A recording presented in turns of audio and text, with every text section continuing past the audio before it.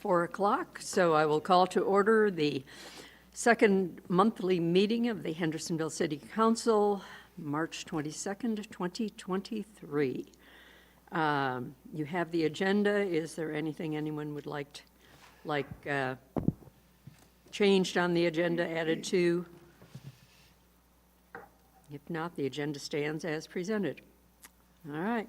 Mr. Conant, you want to take it over? Yes. Mayor Volk, members of the City Council, we have 4 presentations this afternoon. I'll start with Chief Blair Myhan with the Police Department Strategic Plan.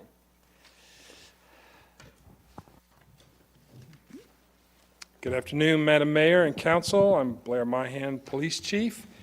I am excited to be able to present you our strategic plan this year. Let me first off start off by saying, giving a big thank you to Allison and Brandy. They were instrumental in putting this package together that you saw. This is far beyond my scope to make things look pretty, so these two ladies we owe a lot to them. So let me orient you on what we have accomplished in the end of 2022. So when I came here, I realized that I'm a big believer in mission statement. I looked for a mission statement, realized that we had 2 of them that didn't say the same thing and no one knew where they were. So we decided to change our mission statement to be a little bit more focused on what services we want to provide, and also changed our vision statement. So that was the first thing that we started on in the last quarter of 2022. And in this document I don't know if these are numbered or not. Let me see here. On page 5, it looks like you'll see our mission statement. This is a very short mission statement, of course. I challenged the department to come up with the shortest mission statement that we could. We involved some of our folks from the Citizens Advisory Board to help us craft this. And so I wanted it to be a mission statement that was reflective of all the different aspects of the police department, not just the sworn officers. And so we believe that any one of our employees, whether they're doing parking or animal enforcement or patrol work, that their job is to serve people with excellence, right? So whatever, that looks different to different people, but I wanted a mission statement to be, to kind of give them more latitude in the way that they do their jobs than shrink that. And so our vision is that we want to be a leader in 21st century policing. So under President Obama, there was a task force report that was written by a lot of public law enforcement professionals from around the country. And that task force report is the 21st century task force report. And so we wanted to align ourselves closely with that report because there's a lot of really good recommendations that came from that report. So we obviously want to be a leader in 21st century modern policing. So those are our mission and vision statements. We changed our values to be more reflective of where we're at in our community, and we find that our integrity, respect for other people, and our professionalism are the values that we want all of our employees to live up to. And so if you'll move forward to the focus areas page, please. We have 4 areas that we're going to focus on over the next 3-year period. So this strategic plan will run through the end of 2025, and then in that last quarter we'll renew this plan. But these focus areas are much, again, aligned with the task force report on 21st century policing. They are strengthening public trust and department legitimacy, promoting staff training and education, building a safer community, and improving staff wellness and safety. In this report, we break down each one of those focus areas into several different objectives. And so if you'll go just the first one, I don't know who's hit the button, Brandy or Allison, but at 1.1 there. So what our first objective in that goal of strengthening public trust is establishing a culture of transparency and accountability. And so all those 1.1.1 through 0.8 are the things that we're going to do in the strategies that we're going to employ in support of that objective. And so some of these we've actually already done. We're looking for a way that we can communicate with city leaders. You folks sit in front of me during a crisis. How do I communicate with the city manager, and how does he communicate with you? Is there a way that we can do that more timely, more seamlessly? So we want to explore some of that. We are already the Risk Reduction Review accreditation. We have recently enrolled in CALIA. The NCLEA is the state accreditation. It is still in pilot phase right now, and I don't know when they're going to make it live so we can get involved in that as well. SB 300, as you've heard over the last few months, is big for all of us, and so we want to make sure that we're continuing with our adherence to that that statute now. We're working hard on our early warning tracking system. We have one. We've always had one in place, but it's somewhat antiquated in the way that we handle that. So those are just things that we're working on in support of this. And so what this looks like, this document is of course, I think it's already on our webpage right now, so it's public facing. We will have a few printed copies, one sitting in the lobby. Maybe we'll give one to the city manager to place somewhere in City Hall. If someone's sitting waiting for a meeting, this is a document that they can look at. But on the back side of this, all of these strategies are tied to an individual or a group within the organization. So I have a progress report document so that lists every one of these. And let's say I was responsible for that first strategy. It would be my responsibility on a quarterly basis to update that document on where we are in achieving this strategy. And so this is not just a document that we're going to print and sit down on a document and let it collect dust. We will be meeting on a quarterly or semi-annual basis as a group to go through each one of the strategies in this document to see where we're at, what we've achieved. Is this a goal that makes sense to us or not? Do we need to revise it? So I want it to be a working document, and it'll be a lot of work on some of our staff in the organization, but the reviewing and revising 1/3 of our policies, that's on me, right? I'm going to have to do that every single year. And so this is going to help us be a lot more efficient with our resources and our personnel and the way that we do things.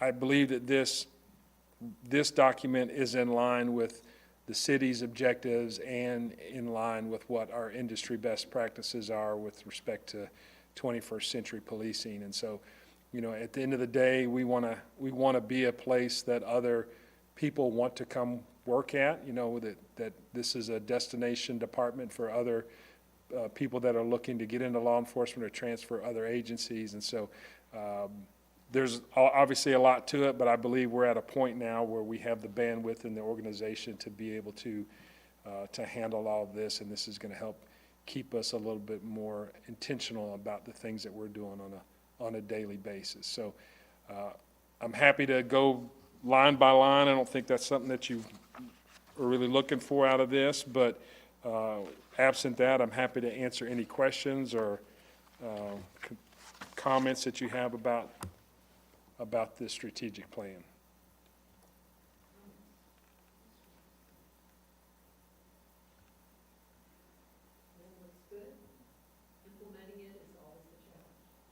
It will be a work in progress, Mayor. We'll continue that for the next 36 months. So,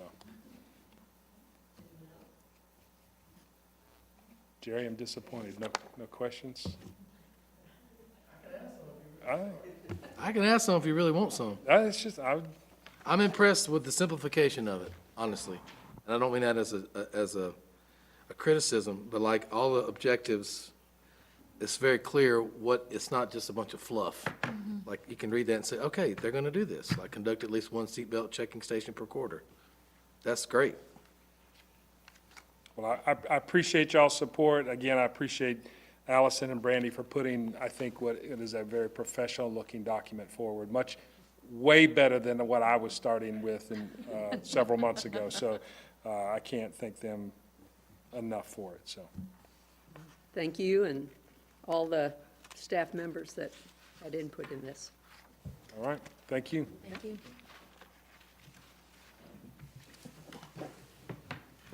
Thank you, Chief. Next presentation, I'd like to ask Mike Huffman to come forward. One thing that we're trying to do this year is, as part of your workshop meetings, give you a little bit of a budget preview a little earlier in the game as we go forward. We'll also do our memos during the month of April, but felt like this was an opportune time to do a couple different budget previews, and so we'll turn it over to Mike to talk about the stormwater fund. Sorry, y'all. all Good good, evening, man. Madam Mayor, members of council. Good to see you all this afternoon, or good afternoon, it's not evening yet. As John mentioned, we're going to kind of provide a brief overview of the stormwater utility over the past 2 years, where we started, where we are, and some discussion about where we could potentially be going. So, for the majority of the council, except for Councilwoman Roundtree, this might be a bit of a review, but the current stormwater utility and the fee schedule was set in July of 2021. That fee schedule is provided on the right, and then on my right. And one of the pieces of the utility that we established, or part of the fee schedule that was established during that first passing of the ordinance, was that there would be a 2-year hold on rates, and that we would also have a cap and credit program. And the cap says that no property owner or no single parcel will have a stormwater utility fee higher than $250 per month. That affects about 50 fee payers, but it also results in about a reduction in revenue of around $275,000 annually. Currently, based on the past 2 years, our stormwater revenue is around $1.1 million. Yes, ma'am. When you say a reduction of 275, what is that in comparison to? Because before we weren't actually collecting stormwater fees on this level. So that $275,000 reduction is based on the estimated revenue that we would have if it was just a $5 fee and then a $5 per ERU fee. Okay, so we aren't losing the money in comparison to what we had been collecting for stormwater. Correct, correct. So I know we talked a lot about level of service in our original discussions about setting up a utility. And when you all decided on the level of service that you wanted to implement, we landed on a level B/C level of service. And that level of service matrix that we used during those presentations is provided there. And with that level B/C service, there were some different assumptions and recommendations that were made, because those assumptions about what type of service we would provide and what goals we wanted to achieve in terms of our capital improvements plan or our permit compliance or our program management activities, those levels of service drove where we ended up on the rate. So some of the assumptions that were made with that level of B/C service that you all decided on was that the city would take a proactive management approach and prioritize capital assets, that we would develop a more preventative operation and maintenance plan activity, so inspecting the assets that we have, doing things like CCTV inspection, looking at different parts of our system and prioritizing which ones need to be, or just developing a better understanding of the state of the system as it was. That we would have a compliant NPDES stormwater program, which we do, and that the residential flat rate, which is $5, the residential flat rate would be $5, and that the non-residential rates would be on that ERU structure based on the amount of impervious surface on the parcel. So back to the question that you asked, Ms. Hensley, is this was the rate revenue, the estimated revenue based on that $5 fee with no cap in place over a 10-year period. And that would be assuming rate increases at different intervals. We looked at a graduated increase, and I guess the best word I could come up with is a single big increase. And so with a $5 rate without a cap, the revenue estimated for 2021 would have been $1.4 million. And then as the fees increased, it would go up to 2.8 million by 2030. And that is driven by the assumption that we are going to spend around $36 million in capital projects over that 10-year period. And then that we would have around 3.5 full-time stormwater staff. Currently, we have 3 full-time stormwater positions, myself, Dustin, and Stacy Redden, the street sweeper operator. But there are additional salary splits that come from Public Works into the salaries budget for stormwater. So that kind of provides where we were at the beginning, what our estimated revenues were. So now we're going to look at, here's some additional information about the rate assumptions. So during the initial presentations, we had discussed options for, we know that we needed to get more money to implement the program at the level of service that was desired, and that eventually we'd have to slowly or quickly raise rates to generate enough money to fund larger capital projects. And so some of the options that you all looked at were a rate increase in year 1, which would have been last 2022, and then 3% increases from years 2 to 5, with larger increases years 6 through 10, or doing one very large increase, like going from $5 to $9 in 2025. And so this is a graph that kind of demonstrates that. As you can see, you have the gradual increases, or you have the one big time increase.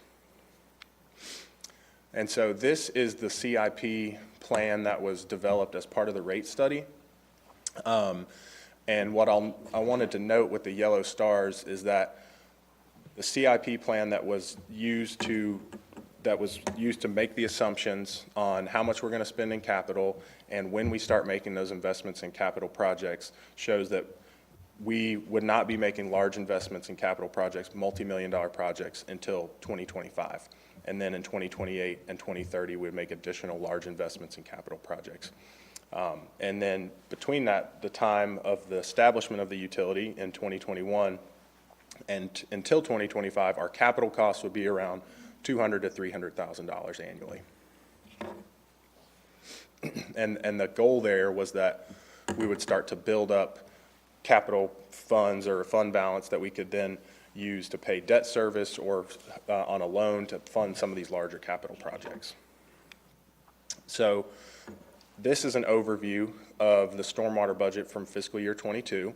So the first thing I want to point out is that our revenues were lower, about $400,000 lower than what the anticipated revenue or modeled revenue was. One of the driving factors of that, again, is the cap. The other driving factor is that when we initially set out and established the utility, we were charging people that were living in the ETJ because we felt that we were providing stormwater services in that area. Based on some discussions we had with I believe she was with the School of Government, a lawyer with the School of Government, we decided that there was some pushback on that, and we decided not to charge rates in the ETJ anymore. So that's an additional reason why the revenue is lower in that first year. You'll also notice that the personnel and benefits budget is about 40% of the total stormwater budget. And then the operating and the capital budget, I have those underlined because when we're doing our capital planning, typically larger projects like asset inventories and planning style projects have been placed in the capital projects list. But the way that the finance department looks at it is we're not putting capital assets in the ground, so those funds then transfer back over to operating at the year-end wrap-up. Would that be correct, Adam? So we spent roughly, $300,000 in capital, but at the year-end wrap-up, it looks like that was more an operating budget because we did invest in asset inventories and planning in that year. And so our total expenditures were around $1.2 million, so that resulted in a fund balance decrease of $210,000. So we took money out of fund balance, and that was primarily driven, one, by the pay and class increases, and two, by that reduced revenue that we had, when we set out, we modeled, okay, we expect this much revenue, but then we lost that revenue from the ETJ. And then the fiscal year 23 overview, our revenues did increase to about $1.2 million. Again, the highest budget there by line item is the personnel and benefits, and so that is primarily, again, driven by the pay and class and the different salary splits that are coming into the stormwater budget. But the thing I want to point out is that our capital cost, $289,000, and then those are in line with what the capital costs were recommended by the level of service CIP model. So that's why I have those stars there. You know, we've been in line with that capital spending over the last 2-3 years. And then this year, our capital requests for fiscal year '24 are around $420,000. That doesn't include the grant funds that we've been awarded. That does include the match that will be required for those grants, which is only $100,000. It doesn't include the funds that will be awarded through the grants. So again, staying in line with that capital request, capital recommendation, CIP level C.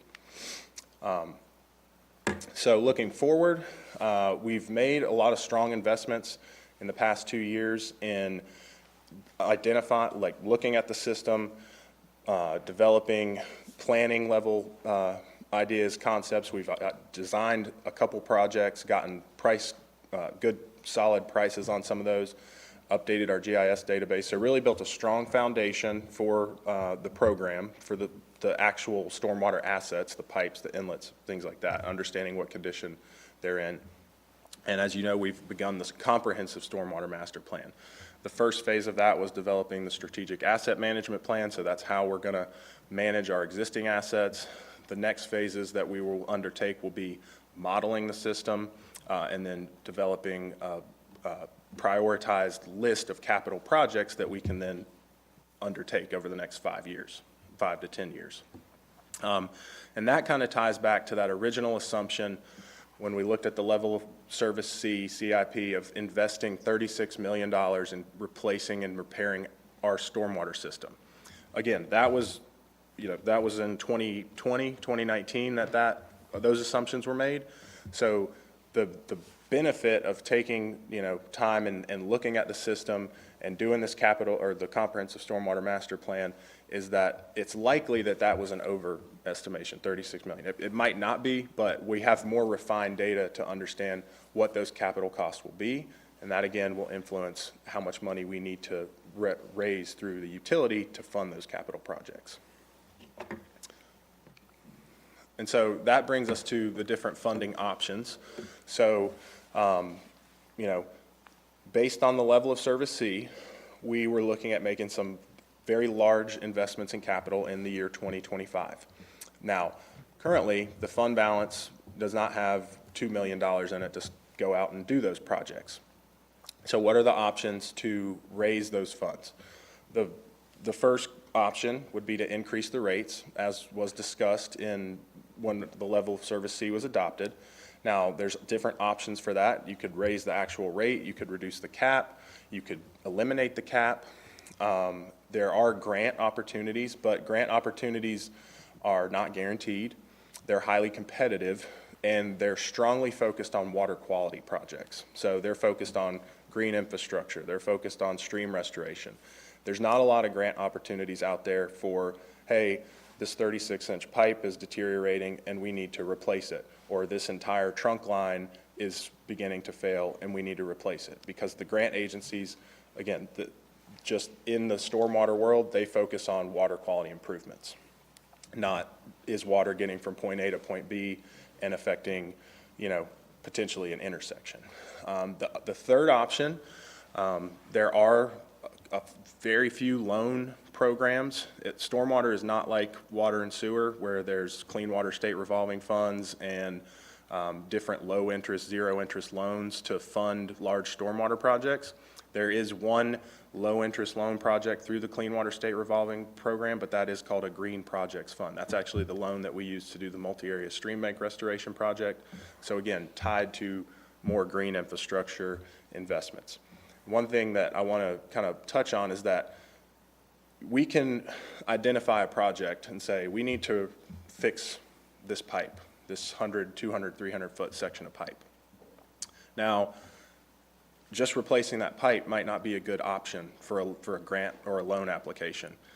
You could design green infrastructure aspects into that project to make it more appealing to grant or loan agencies, but by doing so, you inherently increase the cost of that project. So instead of having a $2 million we're going to replace this pipe project, you end up with a $5 million green infrastructure / pipe replacement project. The other options, there are a few other options. There's revenue bonds, and then there's also what's called, I believe, the name is escaping me, but it was something we discussed when we discussed different rate and how we would raise money for stormwater, and it has to do with incremental tax billing, and I won't get into the rabbit hole on that. So the other, obviously we've done a lot of great work and built a strong foundation for the program, but we still need to look at how are we going to fund these very large, $7-10 million capital projects in the next 10 years. And so one thing that we've discussed is looking at a capital reserve fund. And so a capital reserve fund so we have the fund balance, but we have the capital reserve fund, which is an option that's different from the fund balance. And it's a specific fund that has to be established by an ordinance or a resolution from the governing board.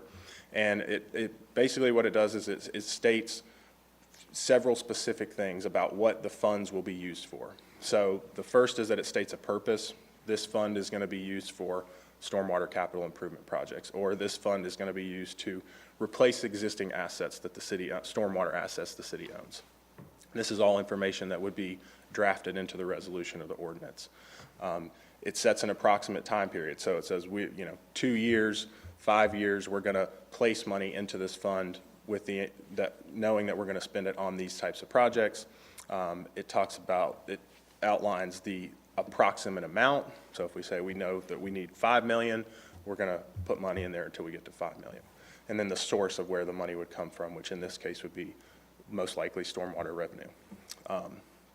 And so that is one option that we've discussed about setting up this stormwater capital reserve fund and beginning to place money in that fund specifically for future capital projects. And this here is an example of a capital reserve fund ordinance. I believe that the Water and Sewer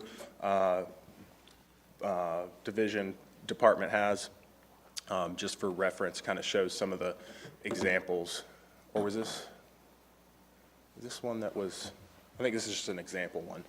But it kind of shows the language of what that ordinance or resolution would look like. And at this time, I'll open it up for any questions, discussion that you all may have. So, Mike, if you allow me, just to help the council a little bit, we're obviously not asking for decisions today, but one thing we're asking you to consider is, we had a 2-year moratorium on basically raising the cap as it relates to stormwater fees. We've had the $5 fee.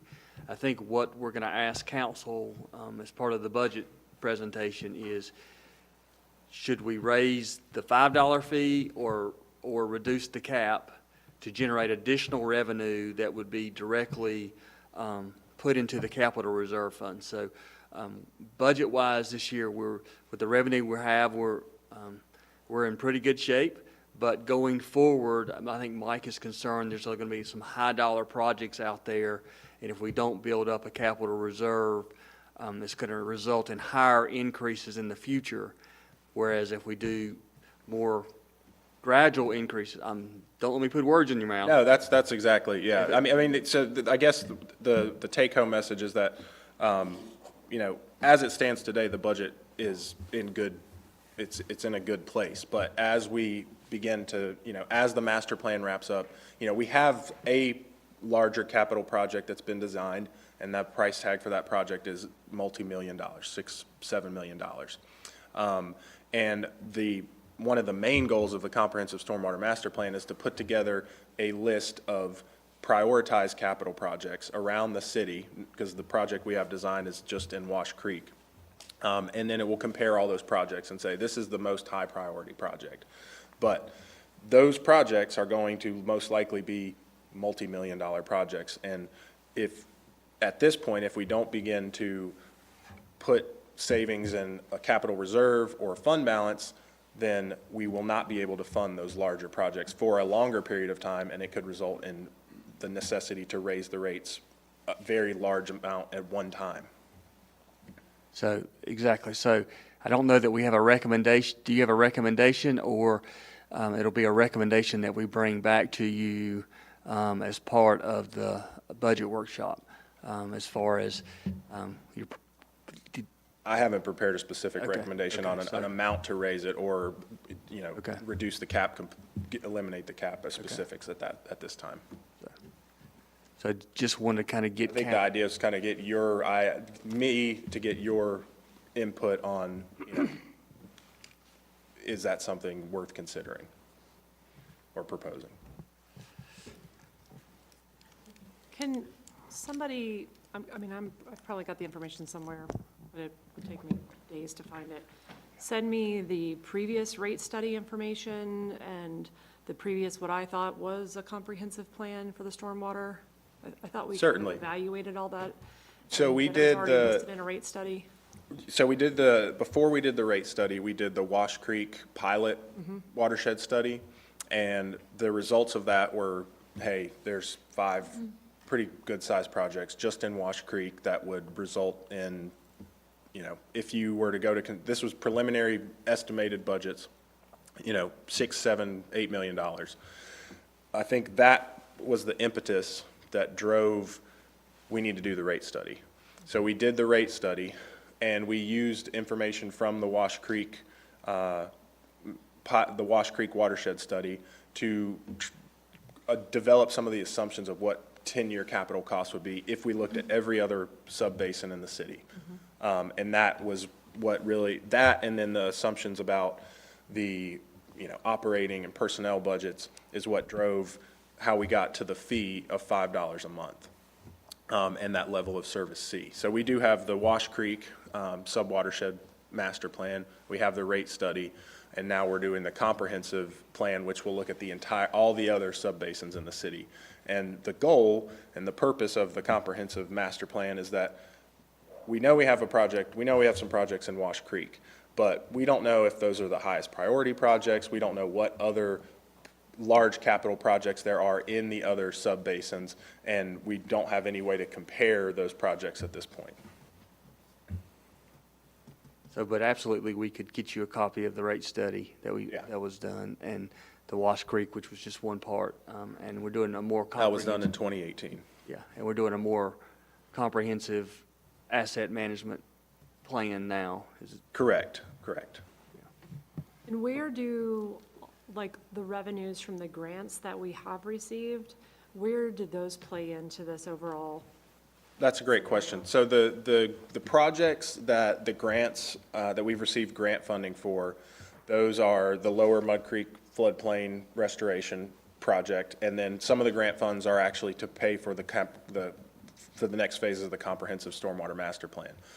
The majority of those, the 3.1 million, are for the Lower Mud Creek floodplain restoration, which is not I'd say, gray infrastructure project. It's nature-based solutions, floodplain restoration, stream, wetland restoration, and it's, targeted at reducing flood risk in the south side of town. And not listed in any other comprehensive stormwater assessment? Mud Creek was not, or it was already listed? So the project itself, as it stands today, I guess, if you go back to the 2003 Mud Creek Watershed Restoration Plan, that was kind of a large restoration plan for the whole Mud Creek watershed. That project was identified in that study and in the Southside Development Initiative that was completed in 2002. Stormwater-specific studies have not been done on that sub-basin. Okay. So the only real, I would say, master planning style work that has been done previously was in the Wash Creek sub-watershed. And again, the results of that are, I think, what drove the council at that time to say we need to do a rate study now. Because we had some stormwater funding in place. It was a flat fee, And I think, the idea was, okay, well, we don't want to put the cart before the horse, and we don't want to start charging fees without having, an idea of why we need this stormwater revenue. And so the Wash Creek study was done, and that kind of provided a reality check of like, okay, there's a lot of capital cost in stormwater, and this is just one sub-basin. So now we need to do the rate study to understand how we will fund those projects and other projects around the city. And what frequency do you see us needing to do a comprehensive stormwater plan? I would say, I wouldn't say it would be a very frequent, once the existing system is modeled and capital projects are identified, it shouldn't be something that's done, maybe every 10 or 20 years, more like, I don't even know if it would be that frequent. I think once we kind of do the comprehensive stormwater master plan, that sets out the next 10 years of capital projects. During that 10 years of tackling those capital projects, you can continue to work and identify other lower priority projects. And then what happens in that 10 to 15 year span when basically the rolling big ticket items are starting to kind of trickle down? Then do we do another rate study to determine if the rates could be lowered? I think that could potentially be an option. I think as you tackle the largest projects, the highest priority projects, other projects will come up that might not have been as high priority as the first ones that are like, we've needed to do these for 15 years, they just haven't been done. But other projects will become higher priority, and those projects will then be where the funding would go towards. Thank you. Yes, sir. I remember you showing us a map of the Wash Creek and where the water was going now, and discussing, we'd like to get the water from going out from behind people's yards and putting it on the street. And I mentioned this to you in our all-day meeting the other day. And I remember that time you flashed up the number of $36 million to get this done. So my question to you is it just going to be more expensive to do what we need to do? Or was that original assessment for just a smaller area, and now we are branching out to more areas that we know are going to need projects done? Or maybe a combination of the both? Great question. So the 36 million was an assumption for the entire city based on what we saw in Wash Creek. And that was based off the size of the subwatershed, the amount of infrastructure that we had in that subwatershed, and extrapolating that out to other subwatersheds in the city based on the data we had at that time. So my hope and my thought is that, well, what we've done to date is we've done a lot of CCTV going and looking at the actual physical, insides of the pipes for not the entire system, but a good portion of the system. And as we get more definitive data, that we're not making assumptions anymore. We're saying, yeah, this is an actual project here, here's a project here, here's a project here. That will refine the cost. I don't know if it will be above 36 million, below 36 million. I can't say at this point. So in order to make a big bang in 2025, we need more capital than we currently have. Is that a fair statement based upon what you said? Correct. Okay. And so, And in 2025, we'll have an even more defined list of projects that we can tackle. okay. So my next question is, with regard to the cap, you said, I think what you meant was to raise the cap, right? In other words, instead of it being 250, raise it to a higher number. It would be raising. Correct. So we either raise the cap, we looked at different options ranging from 1,500 down to 250. Oh, I remember when we discussed the cap. And, I know what the options are. yeah. And so, as we increase the cap, we generate more revenue. If we get rid of the cap, we generate even more revenue. And the higher the cap goes, the less fee payers are impacted. Right. He said 50 ratepayers? Is that how many you said? 50, yes, ma'am. Okay. Yeah, you're talking about the cap people. People that are currently Yes, capped is 50, right. about 50 fee payers. Yeah. So I guess my next question as well is, in this time that we've been discussing this, are the facts on the ground, it's a terrible pun, but it is true. I mean, with regard to increase the number of rains, how heavy the rains are, is our situation any more dire today than it was when we first began this discussion? Well, it was really more than 2 years ago, but I'll just say 2 years ago, as far as being able to keep, for example, the back of a house falling in a hole in their yard. Like, in other words, I guess my question is, the whole goal of this was to prevent things like that from happening again. And it seems to me that the 10-year plan of getting $36 million may have been short-sighted in that we need that $36 million before 10 years. So we can start doing some substantial projects to prevent things like that happening again. I'm asking you, is that what you're asking us today, that we need to bump that time period up because we need to start making those changes now? No, what I'm saying is that, to sum it up, is that you all decided on a level of service 2 years ago. Some of the assumptions and recommendations of that level of service have been true and we've followed them. Some of them have not. Okay. Specifically, not raising rates, putting a cap in, not charging in the ETJ, which that was kind of, we didn't see that coming. Right. That has resulted in lower revenue than was Right. modeled and estimated based on the level of service C with a $5 rate. And that has resulted in us not having the capital saved that was modeled in the level of service C to tackle those projects in the time frame that we assumed. Okay. So, are we in a more dire situation? I wouldn't say that,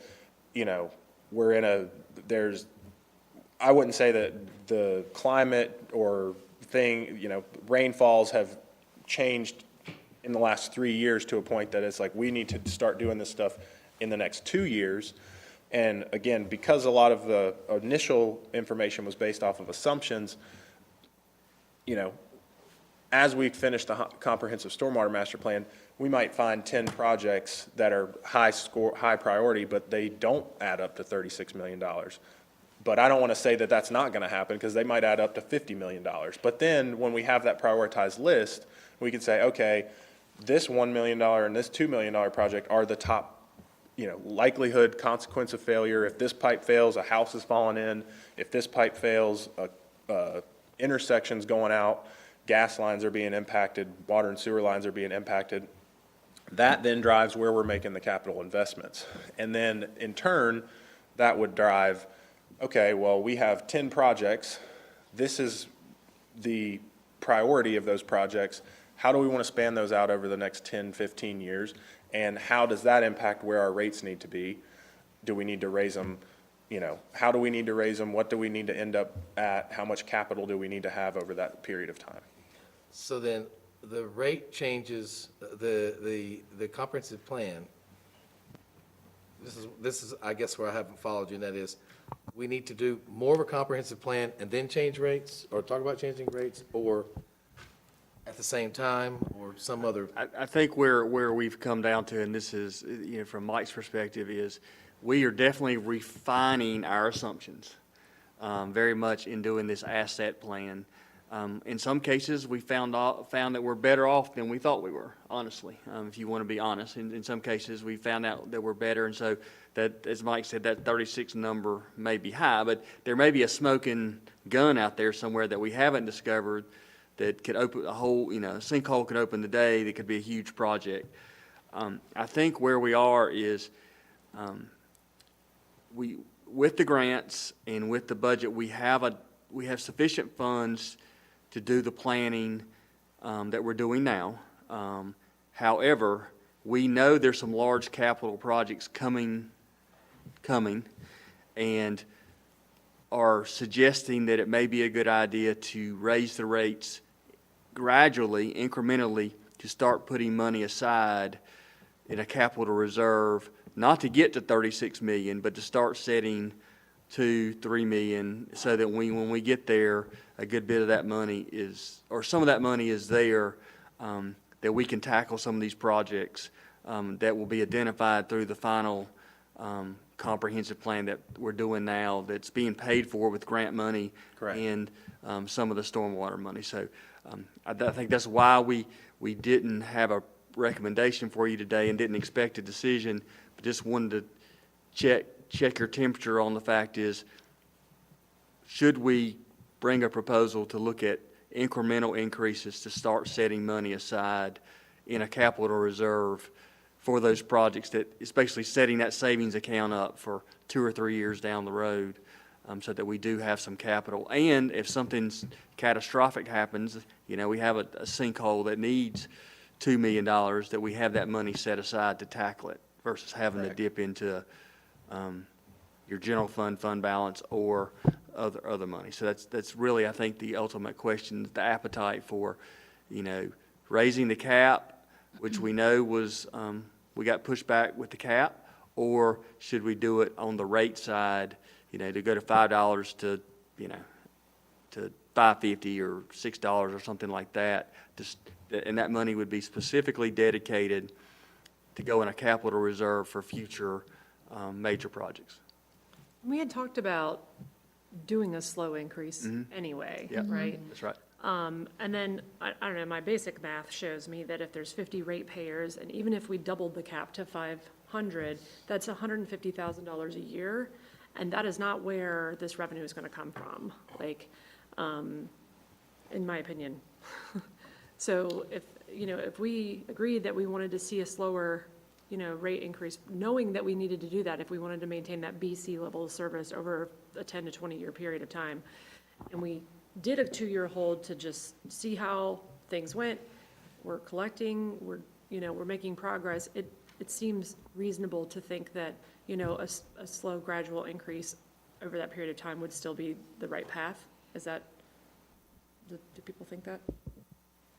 I mean, I would agree that a slow gradual increase makes more sense than doing a And big the- jump in a and the couple of boom, years. Right. the big red line. But I do think we should look at slowly increasing the cap as well. Because I think even though it's only 50 ratepayers, those are probably the largest areas of impervious surface. Yeah, I would only think it would be fair if you were increasing the rate in general, that everybody would see some sort of an increase at whatever percentage that, if the rate went from 5 to 750, whatever percentage that is, then it seems fair that that would be the cap increase or whatever for everyone else. Like, I don't think it's fair to not raise the cap if we're raising the rate. Right. I don't know how that would look, but We'd have to reevaluate, the and it wouldn't cap be can't difficult, but on- if you raise the rate, you'd have to see how many people that would push Right. up into the cap. And then if maybe there's a situation where you raise the rate and you raise the cap accordingly, so that those same 50 or you're not pushing a bunch more people into the cap and basically cutting, I feel like somebody has some sort of a spreadsheet or we have, graphic that could We help us. we will have that for you. Again, we'll be glad to put that for you as far as the budget workshop, but we just wanted to kind of give you a preview of what we're talking about internally. And Jerry, to your earlier question about, do we wait till the comprehensive master plan is done and then raise the rates, is, my thinking is that if we start doing incremental increases now, we basically start putting money away for what we know is coming in the comprehensive, instead of, like you said, okay, now we have the results of the comprehensive master plan, we got to do a big rate. And then it takes time, even after the rate is changed, to build up money to do that. Well, quite honestly, I mean, I trust your guidance, and if you perceive that the study is going to reflect that there are going to be some bigger capital projects than maybe we anticipated, then we're basically just assuming what's probably going to, I mean, I know you don't do the study, but, you deal with this on a daily basis, and it just seems like we're trying to get out ahead of it, what we know is coming. And it's budget season, so now is the time to create this capital reserve fund. But I don't feel like you're telling us there's gonna be things that cost more than what we thought. I think you're just trying to tell us that we made the assumption that we were gonna need this amount of money and we needed to get there this way, but we have actually been like this. So something Exactly. has Well, to we've kind of been change. a little bit like that.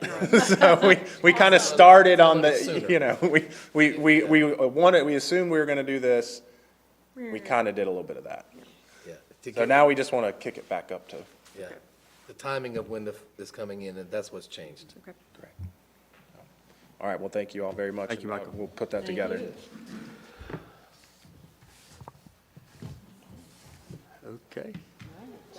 At this point, I'll turn it over to Adam Murr to do our second budget preview of the Environmental Services Fund. Mayor and council, don't know why I signed up to be behind Mike Huffman, the illustrious. Always a hard act to follow. I'm going with the trend that we're going to give all of our staff members an excellent title, so I'm on with Mike Huffman, the illustrious. Here today, similar to Mike, but talking about the Environmental Services Fund, going into budget season, some recommendations as we start looking at the revenues and expenditures, and also some of the rates. But before we go into the financial stuff, I want to talk a little bit about what makes the city of Hendersonville's sanitation department different than our competition. So just quick thank you to Brandy and Allison for getting me some MVPs. So I know you guys liked what we had on the paid family leave and short-term leave. So did something similar here and just highlighted some of our staff notes from the public. So a citizen noticed that, you know, there was some waste left outside. So we had some folks take quick action, go above and beyond to remove that and maintain a clean environment for everybody. We had a neighbor that left some unwanted items on the curb, which, you know, I'm sure was annoying to the neighbors. And our team showed up and promptly cleaned the area. And then finally, we had another employee notice a crew member outside of their scope of duty for the day, cleaning up. Actually, I think this was the City Hall parking lot, picking up litter with a little claw in a bag, even though it wasn't his assigned duty. And so we're just really thankful for that whole crew and all they do to keep our environment clean. We may not notice it, but they do work a lot and do a ton for the city to keep us in an attractive and environmentally healthy community. And here's some images of some of what our staff do. You know, we really do a solid job maintaining all of our vehicles. Obviously pick up waste, but you know, if there's no other duty available, we also go and help out with the other public works crews. So for example, we've got Brandon Mundy up there in the big picture, helping restripe some parking. That looks like it's actually on Fifth Avenue. So to summarize that, we're fortunate to have a solid waste team. We get a lot of positive reviews, and some of our competitors, who I will not name, get some not so positive reviews. And what we want to do with this presentation is get your feedback and make sure we're providing our staff the resources they need to continue providing a positive customer experience, keeping a clean environment. And then on the next couple slides, I'm going to depict how our financial status affects our ability to deliver that service. So far so good? Cool. Solid. Great. Crushing it. First up on our financial trends, want to go all the way back to FY20. Really the reason FY20 is important to this presentation is it's the first fiscal year we started alerting council that some rate changes were needed. We started noticing that the fund was becoming unsustainable. There was a history of fund balance being used to prop up operating expenses. Also in this fiscal year, we purchased a solid waste truck. We had some operating costs. Just to give you guys a feel for the baseline, there was a $30,000 brush and leaf grinding contract. We had an $11,000 tree removal contract. Our tipping fees were about $210,000, and we appropriated about $50,000 in fund balance. Looking at FY '21, we again noted that there were some rate changes coming, that we wanted council to consider that. That was included in the annual budget. And in this fiscal year, we began paying debt service on that previously purchased waste truck. Our brush and leaf contract stayed the same, tree removal's the same, tipping fees the same, and we appropriated a little bit less fund balance, mostly because we didn't have to buy capital that year. The next year, FY '22, which is what we talked a lot about at the workshop 2 weeks ago now, seems like yesterday, we continued paying debt service on that 20 waste truck. We also purchased a brush truck that was split with the stormwater fund, just because we felt like that equipment helped mitigate some of the issues that Mike sees on his side with, items being brushed into our stormwater infrastructure. So we did do a small split there, cost the environmental service fund $120,000. You can see the brush and leaf contract increased, and I'm gonna make sure I got the right button here. Yeah. $35,000. Our tree removal stayed the same, and tipping fees increased $10,000. We appropriated $160,000 of fund balance. We increased, $160,000 of fund balance. So we planned the purchase of a waste truck and received revenue in FY '22. However, our delivery of that waste truck happened after June 30th. So for accounting purposes, we had to record that in FY '23. So that is an artificial fund balance increase due to that change. And then we also last year was the first year we implemented a change to our rates. We increased the residential 32-gallon waste and recycling fee to $20, and for our 96-gallon customers, we went up to $22 a month, which we felt like was still very competitive, especially against the private haulers. Looking at FY '23, we started paying more debt service on all that equipment. Our brush and leaf contract went way up, so had a different contractor. I think our previous one got out of the game. The competition was stiff, and we ended up with $84,000 worth of brush and leaf grinding that we needed to get taken care of. Again, because some of this we felt was related to stormwater prevention and protection of our infrastructure, we were able to mitigate the costs for the ESF by splitting some of it to the stormwater fund. Our tree removal contract almost doubled. Our tipping fees increased $30,000. We had the paying class implementation, which resulted in a $90,000 cost increase for personnel. And we also officially purchased the waste truck that was supposed to be delivered the prior fiscal year. So without that waste truck lapse, we were planning on doing a transfer from the general fund to help pay for paying class. We also had a hiring bonus in FY '22 that we paid out. So the total of those personnel-related items was all $114,000 worth of transfers in we expected to do, and those were mainly in the mid-year amendment provided in FY '22. Yes, sir. Sorry, are you ready for questions on this slide? Go for it. The personnel increases there, was that funded outside of the fees for this? In other words, when we approve the increase in pay, we use some of our ARP money to do that. Is that money injected into this fund to help pay for that? Am I correct in that? Or? No, sir. So the increase in pay from the paying class was funded through a transfer from the general fund. So a small portion of the ESF had some flexibility to pay for it, but the majority of it was going to be the general fund helping support that pay increase for the environmental services workers.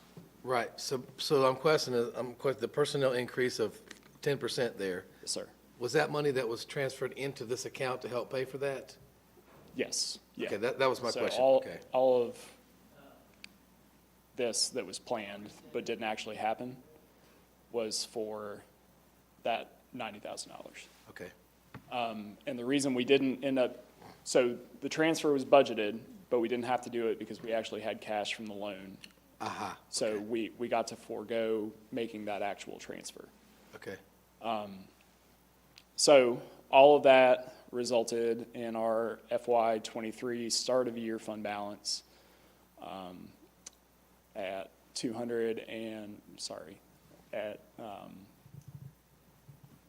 let me go back a slide to figure it out. 386, 340. So, looking at our fund balance appropriation for this year, we're estimating that we're going to end up using $264,000 of fund balance based on the increase that we needed to do out of fund balance to pay for that solid waste truck. So without the truck, it would be $108,301, and by the end of the year, we expect $121,988 to remain in fund balance. So at this point, we're looking ahead, so taking a glimpse in the crystal ball. We've got our current year requested and management adjusted budgets, as well as a preliminary estimate for the end of FY '24, where we think we'll actually end up at the end of next year. You can see that, you know, without any rate change, we're forecasting about $1.5 million of revenues and $1.8 million worth of expenditures. With some adjustments, we increased our expenditures, mostly related to debt service. And after discussion with John, which I'll get to in a little bit, we came up with a rate recommendation that would bring our revenues up to, at a budgeted level, $1,782,000.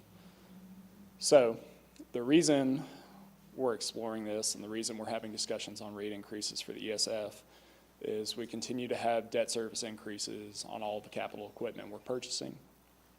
So, you know, we're adding $62,000 of debt service going into FY '24 that we have to pay out on all that equipment we previously mentioned. We have new customers, which, you know, at least in the beginning creates a cost. We have to buy bins to serve, obviously. We have things like fuel costs increasing, so on and so forth. We also have tipping fees going up again, so we're budgeted at $265,000 for next year. We have another waste truck, a leaf machine, and a vehicle, which total $500,000 to be purchased beginning next year. We have a $50,000 route and comprehensive study included in the budget for next year, and it is not reflected in the adjusted level, but we do have a requested sanitation employee, which all in would cost the city about $54,000 to hire. Yes. Is the waste truck a replacement to a current vehicle, or is this additional to the fleet? It's a replacement, Okay. as is the leaf machine, as is the vehicle. How many leaf machines do we have? We currently have 2. The reason we're replacing those is because through our new safety officer, Safety Steve, who I hope is listening, have identified that the leaf machines are less than suitable for personnel safety. There's some concern with blind spots. There's some concern with people being in between pieces of equipment. And When were those purchased? the leaf machines, I'm actually not sure about that. I know we've done a lot of fabrication. Old. They're old. Exact age of those, but we've got an old white one and a really old red one, contract, but we try to keep running. We had situations this season where we have a total of 3 machines that were, or 4 that were out, and half the fleet was down. I mean, there was times when we were down, so it is time to replace some of those leaf machines. We're trying to run instead of just the machine that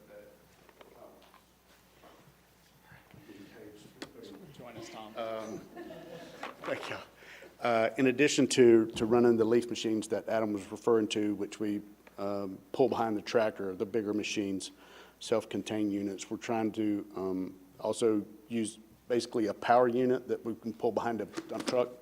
So it vacuums the leaves up and just blows them into the back of a box that's on the, that we can put in the dump truck and then take back out when leaf season's over. It's kind of a multi-purpose type situation so that we're not just buying this large piece of equipment and just having it sit for, I don't know, 70% of the year. But the new machine that we're going to buy is one of the tow-behind machines that it's actually safer because it's got a seat on the side where the operator can do a joystick and sit in a seat and not have to worry about getting ran over by the machine or crushed or, you know. Yeah, we don't have to worry about getting crushed. Plus, Tom doesn't want to admit it because he's the big, tough public works director, but it's kind of gross being down there in the leaves. You know, there's all sorts of stuff hidden in there.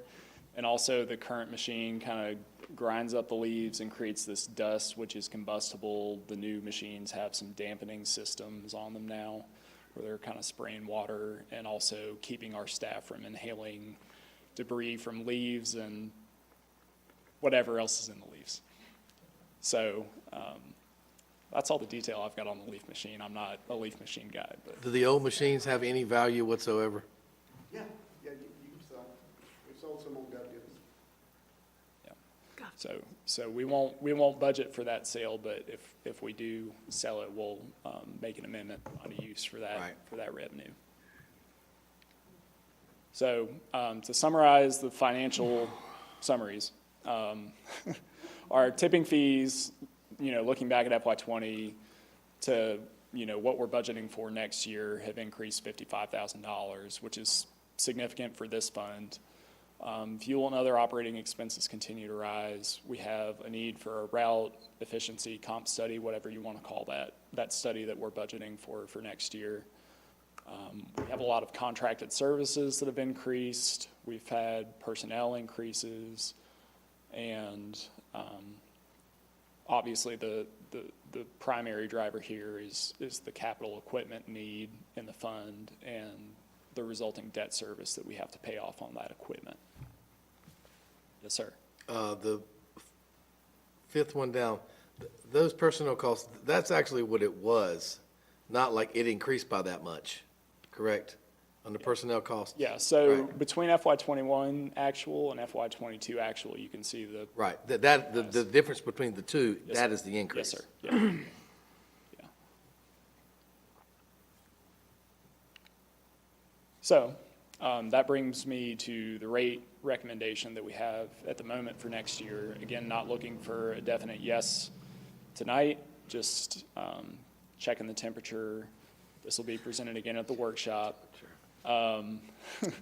We're looking at increasing both residential rates by $3, keeping a $2 gap to incentivize folks having less waste to be disposed of, and increasing the commercial customer rate from 28 to 32 a month. And at that rate level, we are still maintaining a good level of competition between all of the haulers listed above. Did you say haulers? He meant hauler, H-A-U-L. Yeah, Not people. H-A-U-L-E-R-S. Yeah, he meant haulers. Spelling bee. I thought you meant like holler. Yeah, so providers, firms, whatever you want to call them. So still stack up well against the competition at that recommended rate level. And the things that you don't see that are included in our rates, which are important to note, are that, you know, we're not charging for walkout assistance. We're typically not charging to go back if we miss, or, you know, infrequently charging people an overcapacity fee. We're really only doing that if people make a habitual case to where, you know, they're overloading us with trash. We try to give them warnings. We don't charge for missed collections. We have a deposit, but we're not charging it. Okay. And we also offer hauling for, electronic goods and white good disposal, as well as doing brush collection that, a lot of these other firms in the area don't even offer service for. So those customers are frequently having to drive to the transfer station to get rid of those types of goods. And so just wanted to give you guys a look at exactly what that would look like in the fee schedule. Again, already noted the $3 a month increase for the residential customers, as well as the $4 a month increase for commercial waste customers. It's only a $2 a month increase for the recycling customers on the commercial side. Some of the items that I put into the model that I know you guys are going to want to look at. We know there's 142 customers coming online here in a month or two as the towns at Stonecrest open up, so that's included in our forecast for FY24, along, again, with the rate study, because I know there have been questions about that. And Public Works is also going to begin researching opportunities for franchise agreements and whether or not we want to get into more of the commercial side of sanitation service. So Yeah. my question is, can the city provide services outside the city limits? That's a good question. For environmental services, Angie's No. answering that question. Angie's saying we can't, so No. it's. yeah. Like it's a law?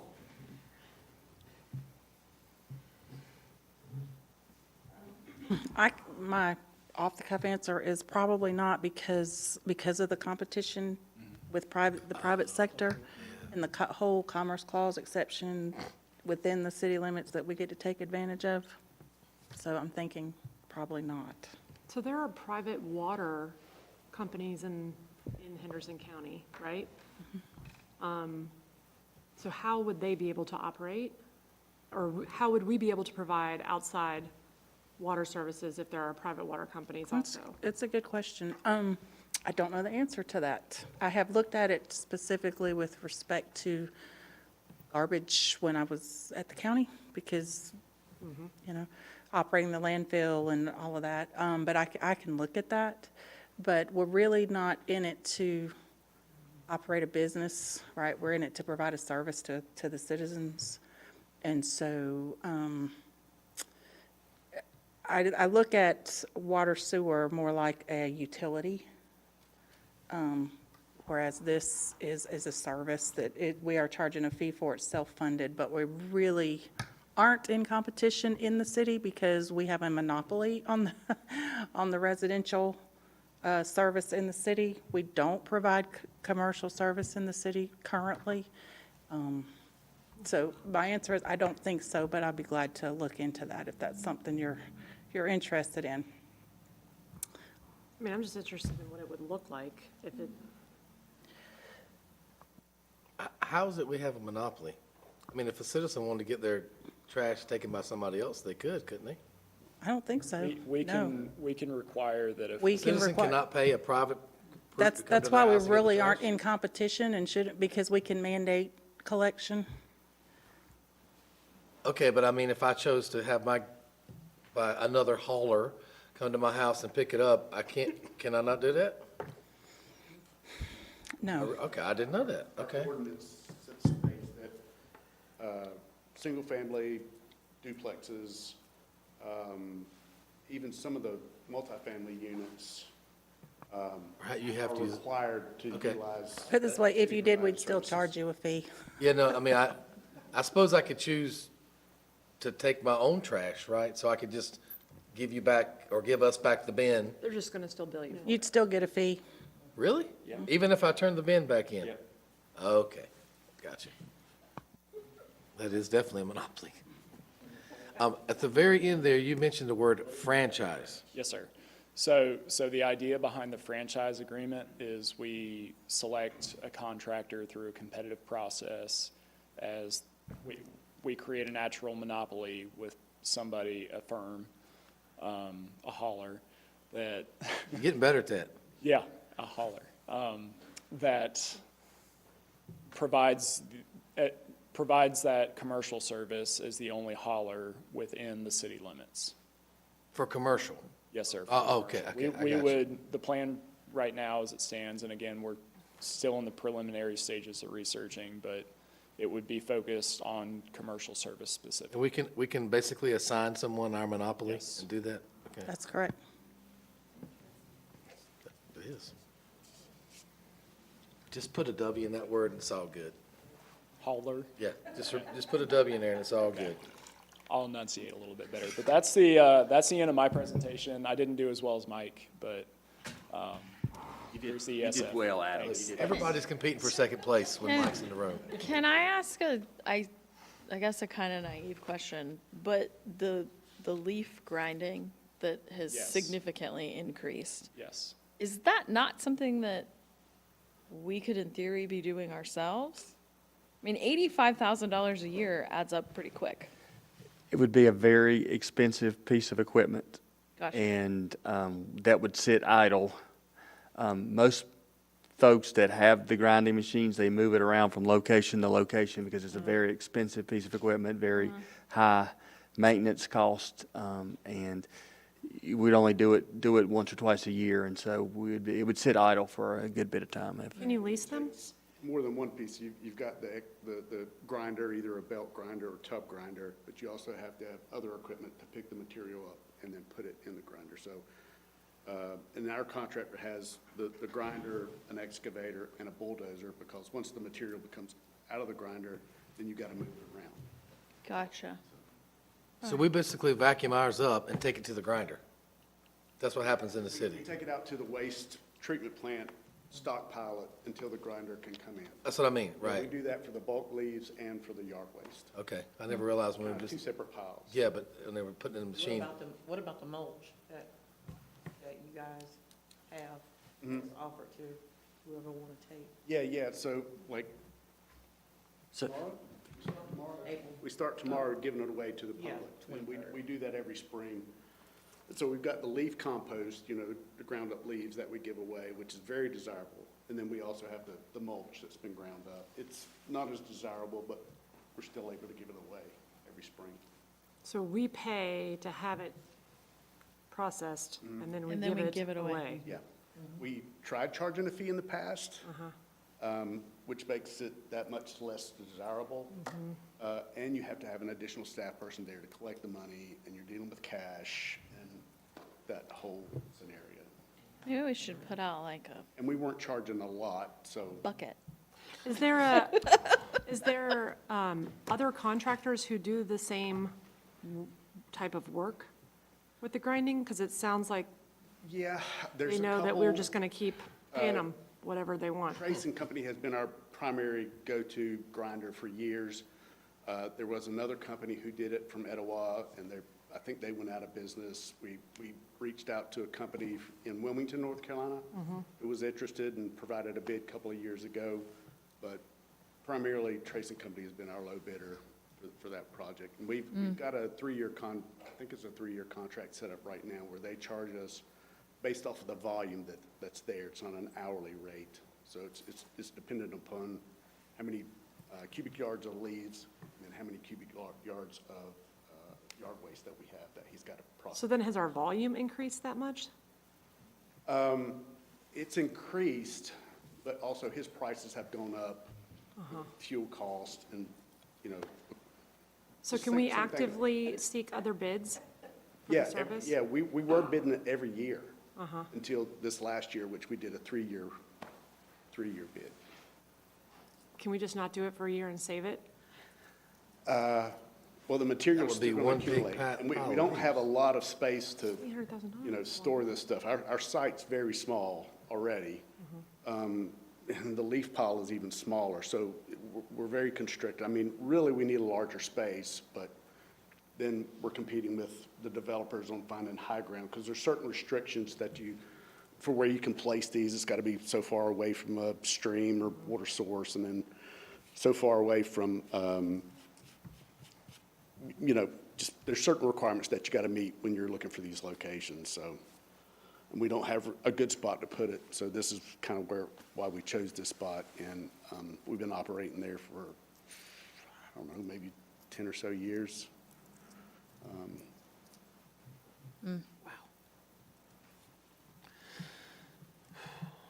Thank you. Anything else?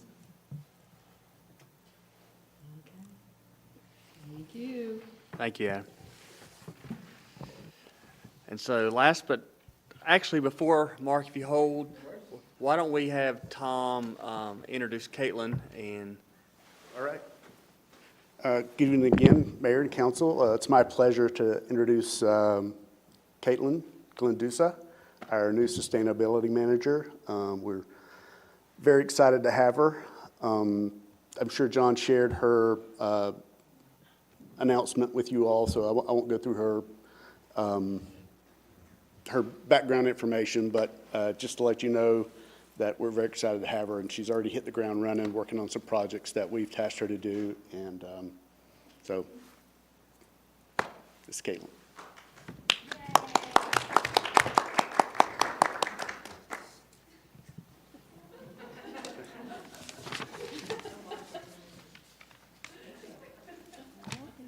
I'll just say real quick, too, if there's a moment, I'm thrilled to be here. I know you all played an integral part in the creation of this position, so I definitely don't take that lightly, and just look forward to kind of taking your focuses, seeing how we can implement that in our first sustainability strategic plan, and look forward to getting to know you all.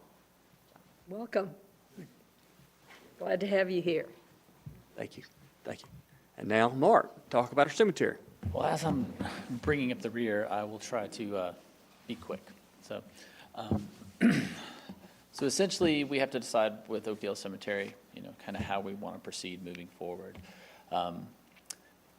Essentially, we've got a finite resource that, will have costs that go on eternally. So, anyway, our annual cost, we're looking at approximately $20,000 a year just for the ground maintenance.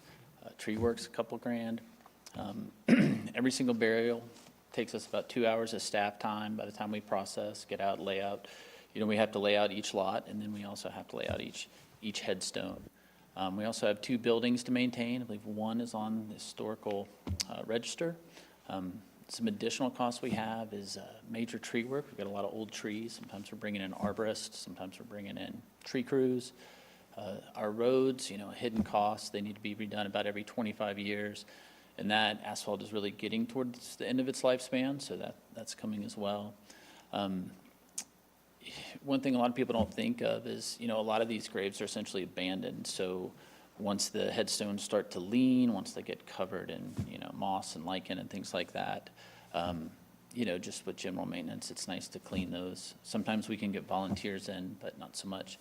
And we can talk more about the mausoleum, but that's another cost that we have.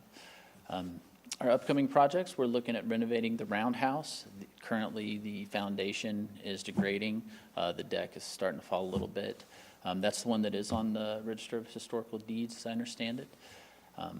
So that'll be a pretty big renovation for a very small building.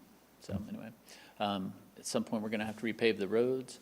The mausoleum has been in the news a few times, and we've been working on getting that spruced up. But we're going to have to do things like re-pour the concrete pad in front of it. There's some cracks in the concrete and limestone that we'll have to kind of bring in some specialists possibly. And then also it's going to need a new roof. It's never had a roof. So we're looking at sprucing that up. There's been talk about having an educational kiosk. Maybe that's something that we could fold into the roundhouse possibly, but just, celebrating some of the champions of our, that are buried there. So. I have ground penetrating radar, just to let you know that that's something that we may be looking for some additional space. There would be a cost associated with that, and then surveying. Is there an issue? Yes. This is ours. Normally the way most funeral homes operate, as we saw with Shepherd's, they operate until it's full, and then they put up a sign with a new shingle or move on. But we've been gifted this, historical kind of artifact in our community, and now it's ours forever. So we currently have about 327 spaces left. We also have 22 spaces left in the mausoleum. Right now, we've got the least expensive lots or cemetery lots of anywhere in the region, pretty substantially. So we do, once those are gone, though, it'll just fall on our general fund and our budget to maintain this. It takes 8 employees, 8 hours to mow it, and 8 hours to weed eat it. We mow it every week, and we weed eat it every other week. And we actually get quite a few complaints that we don't weed eat it enough. So just on our department, it is a pretty substantial investment of our time. We do have, with our new regulations, if a lot has been abandoned for 100 years, we can reclaim it and then sell it again, if that works. What does that mean, abandoned for 100 years? So essentially, if no one has, like say we had a historical or really old part of the cemetery and no one has placed a grave in there or buried someone, we could actually reclaim that. Oh, you We mean could do like somebody a owns deed it and it's search never, and then- okay, they owned it and nobody's ever actually put Right. a burial there, okay. And they've been in there for 100 years. Because I was like, there's a lot of people in there that have been there over 100 Right, years. so these would be people that aren't buried. It's recycled. No, our places aren't Sorry. buried, so. We also have an issue on the north side where it just wasn't managed very well.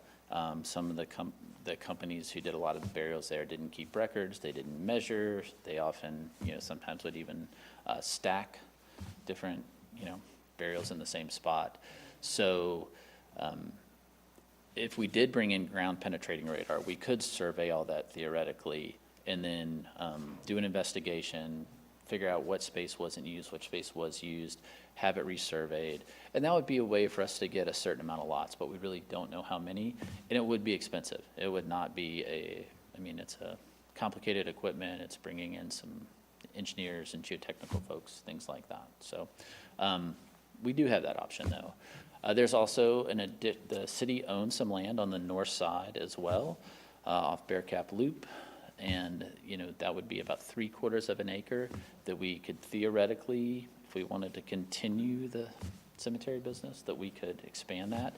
But again, there would be cost. We would have to have it surveyed. We would have to put in roads. And so it would also be very finite. So we called around quite a few different cemeteries. These are just some averages that we found and some costs locally. But essentially, $1,900 to $2,000 is about the average of the North Carolina counties we called. Once we called down to Greenville, it jumped up to about, $4,000 to $8,000. So it's considerably more expensive than Greenville, at least at Woodlawn Memorial. So again, $1,900, $2,000 is about the average price. I believe What do we currently charge? $500 for city residents, and I believe it's $1,000 for non-residents. Right. So what we're proposing, and it doesn't have to be decided today, would be to raise the rates for city residents up to about $1,500 and $2,000 for all others.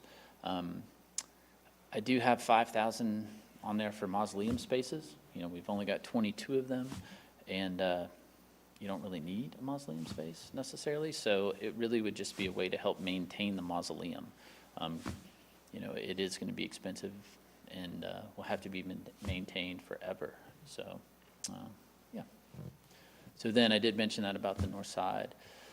So yeah, it's really a conversation that you guys need to decide what we want to do with our cemetery business, and how we want to proceed moving forward. Because eventually we're going to run out of space, and then, it'll just be another thing that we maintain. About how many burials do we have a year? It really varies. Right now, with our cost of just mowing at about $20,000 a year, if we charged $1,000 for that 327 lots, I think that's about 17 years left that it would maintain itself. And that's not including any big expenditures either. That's just grounds maintenance. So, these are the lots that we currently own on the north side. You can see that's 64 there at the bottom.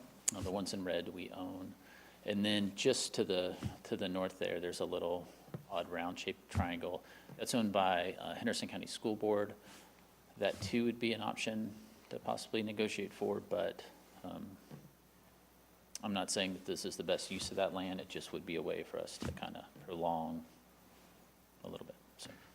And so this, sorry, I didn't mean to Go ahead. cut you off. So it really comes down for the council, and again, not expecting final decisions today. It comes down to really a policy decision from a council standpoint, because traditionally, cemeteries, city cemeteries have been less expensive than the private sector. But there is perpetual cost associated with it, because the idea was the cemetery was available for all citizens to have a place for burial.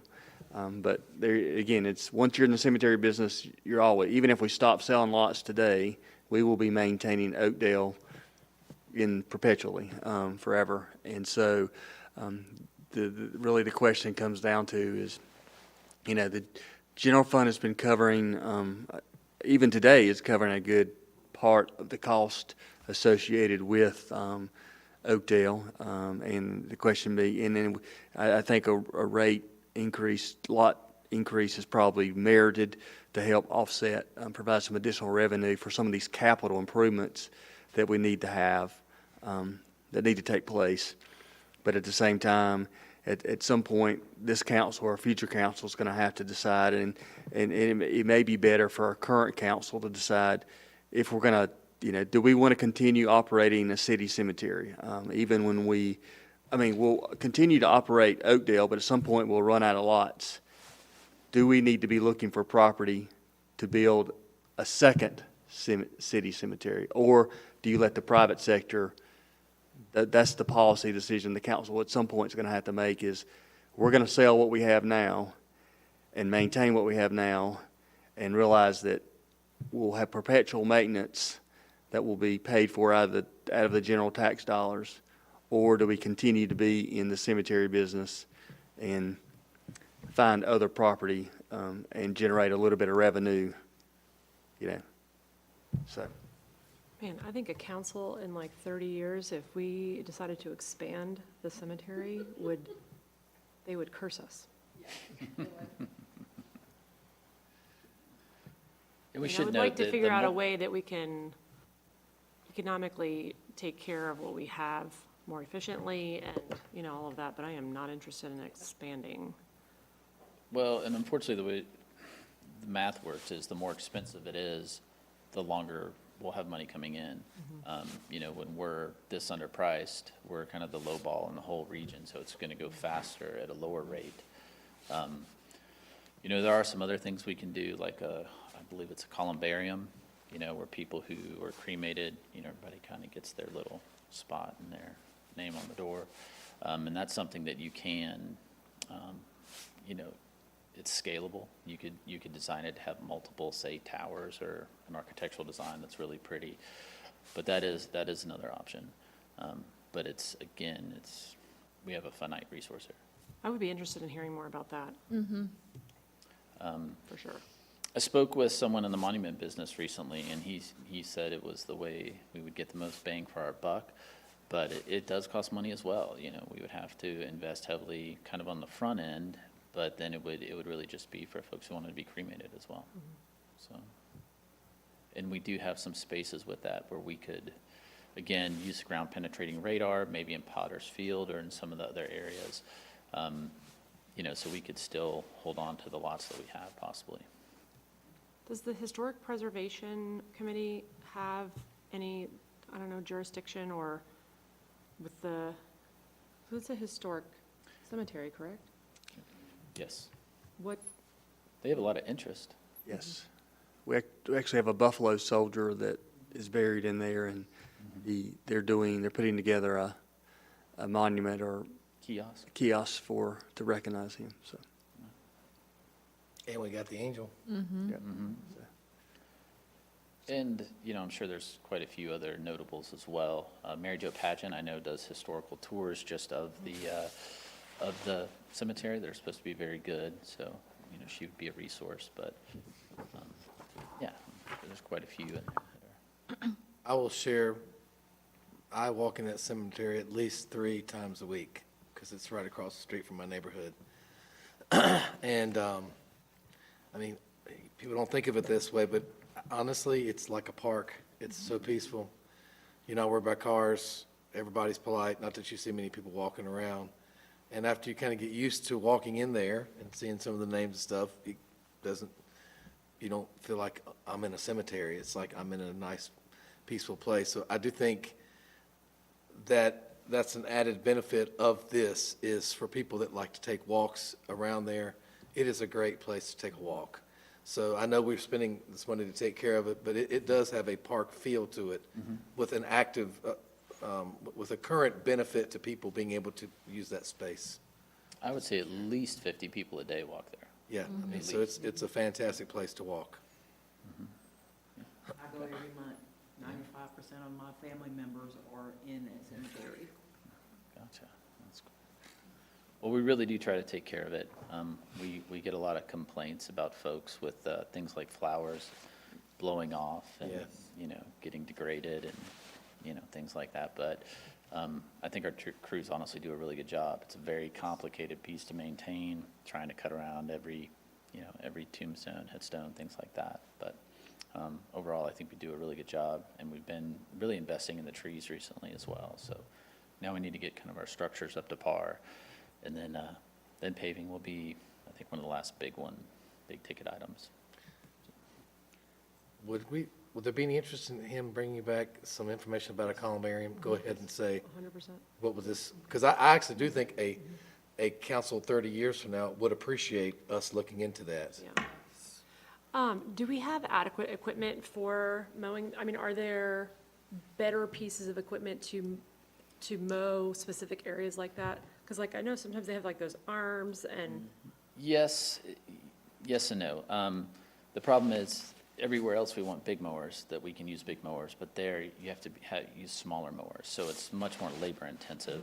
And there are certain types, but it's kind of where we need the smaller mowers. So that's where we would use say a 48-inch or 36-inch, and then also just a lot of good old-fashioned push mowing as well, which no grounds maintenance crew wants to spend too much time on. So